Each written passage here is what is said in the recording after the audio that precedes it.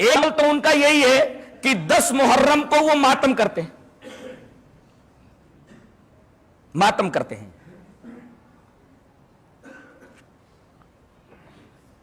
ماتم کب سے شروع ہوا؟ 291 سال کے بعد۔ کس کے 291 سال کے بعد؟ میدان کربلا میں حضرت حسین کے شہید ہو جانے کے 291 سال بعد معز الدولہ دیلمی نے 352 ہجری کے اندر ماتم حسین کو ایجاد کیا کہ حسین کے نام پہ ماتم کیا جائے، اور اس ماتم کا دن اس نے محرم کی 10ویں تاریخ متعین کی۔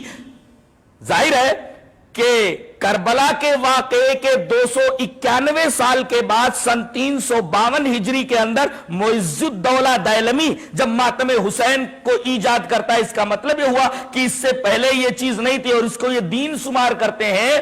ظاہر ہے کہ یہ بدعت ہوئی اور اس حدیث کے بالکل خلاف۔ وان عائشہ رضی اللہ تعالی عنہ قالت قال رسول اللہ صلی اللہ علیہ وسلم من احدث فی امرنا هذا ما ليس منه فهو رد، رواہ مسلم فی کتاب الاقضیہ۔ جہاں فیصلوں کا بیان ہے امام مسلم، وہاں اس حدیث پاک کو لائے راویہ حضرت عائشہ رضی اللہ تعالیٰ عنہ ہے۔ حضرت عائشہ رضی اللہ تعالیٰ عنہ فرماتی ہے کہ رسول اللہ صلی اللہ علیہ وسلم نے ارشاد فرمایا کہ جو شخص ہمارے اس معاملے میں یعنی دین کے معاملے میں کوئی نئی چیز ایجاد کرے تو وہ چیز مردود ہے اور ایسا آدمی بھی مردود ہے۔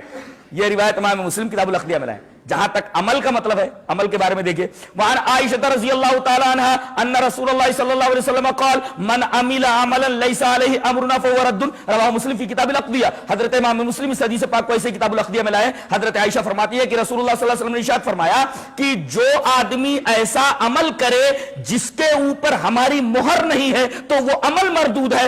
ظاہر ہے کہ یہ نبی کے زمانے کے بہت بعد ایجاد ہوا اور اس کو یہ لوگ عبادت کہتے ہیں، دین سمجھتے ہیں۔ ظاہر ہے کہ یہ دین میں ایک نئی چیز ہے جو نبی کے زمانے میں نہیں تھی، صحابہ کے زمانے میں نہیں، بدعت ہوئی اور اس بدعت کو یہ عبادت کہتے ہیں۔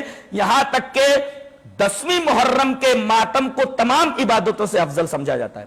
میں نے ایک صاحب کو یہ کہتے سنا کہ 2 بھائی تھے، ایک سنی تھا دوسرا بھی سنی تھا مگر شیعیت کی طرف مائل تھا، تو محرم کے دن علم لے کر کے دونوں جا رہے تھے۔ دونوں نے علم کو سنبھال رکھا تھا، پکڑ رکھا تھا، اس لیے کہ علم ذرا بھاری تھا تو دونوں بھائیوں کو سنبھال کر کے لے جانا پڑ رہا تھا۔ اچانک عصر کی اذان ہو گئی تو وہ بھائی جو سنی تھا اس نے کہا کہ تو علم کو پکڑے رہے، میں ذرا نماز پڑھ کر کے آتا ہوں۔ وہ کہتا ہے کہ ارے اس کو چھوڑ کر کے تو نماز پڑھنے جائے گا؟ اتنی بڑی عبادت کو چھوڑ کر کے تو نماز پڑھنے جائے گا؟ اللہ، اس کا مطلب یہ ہوا کہ یہ علم اٹھانا یہ نماز پڑھنے سے بھی اعلیٰ اور افضل کام ہے۔ انہوں نے اس بدعت کو ایک بہت بڑی عبادت کا درجہ دے دیا ہے جو ان دونوں حدیثوں کے تناظر میں بدعت ٹھہرتی۔ اور اس ماتم کے اندر یہ اپنے سینوں کو پیٹتے ہیں، سینہ کوبی کرتے ہیں، اپنے کپڑے پھاڑتے ہیں، گالوں کے اوپر تماچے مارتے ہیں۔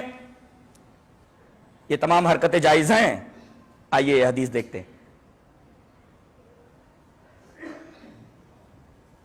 وعن عبد اللہ رضی اللہ تعالیٰ عنہ قال قال النبی صلی اللہ علیہ وسلم لیس منا من لطم الخدود وشق الجیوب ودعا بدعوى الجاہلیہ، رواہ البخاری فی کتاب الجنائز۔ حضرت امام بخاری سے حدیث پاک سے کتاب الجنائز کے اندر راوی حضرت عبداللہ ابن مسعود ہے۔ حضرت عبداللہ ابن مسعود فرماتے ہیں کہ نبی کریم صلی اللہ علیہ وسلم نے ارشاد فرمایا وہ آدمی ہم میں سے نہیں جو گالوں پر تماچا مارے۔ کچھ عورتیں بھی توبہ کرتے وقت کہتی توبہ توبہ توبہ توبہ، یہ گالوں پر تماچا نہیں مارنا چاہیے۔ تو وہ ہم میں سے نہیں جو گالوں پر تماچا مارے، وہ شکل جیوب جو اپنے گریبان کو چاک کرے، اپنے گریبان کو پھاڑے، وہ دعا بدعوى جاہلیہ اور جاہلیت کی پکار پکارے۔ یہاں دیکھیں سینہ کوبی، کپڑوں کو پھاڑنا، گالوں پر تماچے مارنا، جاہلیت کی پکار پکارنا، جیسا کہ یہ سب کچھ ماتم کے نام پہ ہو رہا ہے، اس حدیث کی روشنی میں ناجائز ٹھہرتا ہے۔ نبی کریم صلی اللہ علیہ وسلم فرمایا ایسے لوگ ہم میں سے ہیں ہی نہیں، ان کا دوسرا پلیٹ فارم ہو سکتا ہے، اسلام کا پلیٹ فارم نہیں ہو سکتا جو اسلام میں لے کر کے آیا ہوں. اسے امام بخاری کتاب الجنائز کے اندر لائے.